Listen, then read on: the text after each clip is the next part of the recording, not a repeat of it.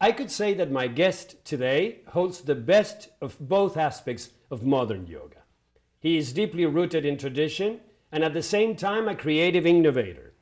I dance professionally, and when I stopped that life, I started learning from one of my colleagues who was teaching some yoga to most of her dance friends.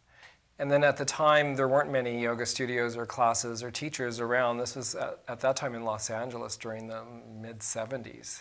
And I went from that to some exposure to Iyengar, which was mostly what was available.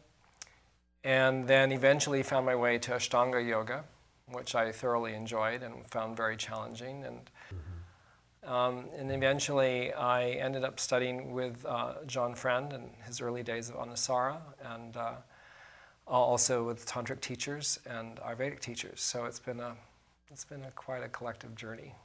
We live in a culture that's very much into sound bites and branding. You know, people want to know, like, what kind of yoga do you teach? You know, and it's not just hatha yoga alone is not good enough. You know, it's got to be one of the name brands, you know, and so how do we differentiate what is yoga, this doga, or other? How do we know that it's yoga? How do we keep yoga into this thing?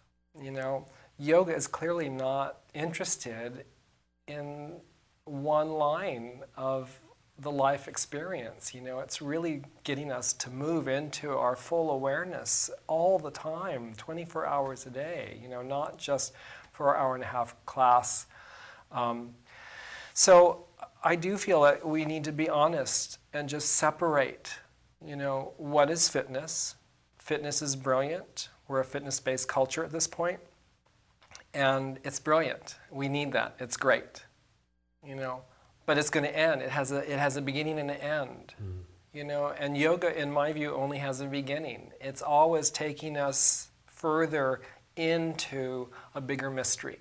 And I think we are clouded by our desire to be healthy and fit forever, that we lose something really essential, which is the honesty that says, you know, yes, it's really good to be healthy and fit. And in fact, yoga is saying that too, but for different reasons, not just to sustain healthy and fit in youth, or to look good. Exactly, but to sustain our mind, heart, and body so that we can have the vehicle to wake up to our authentic nature moment by moment by moment.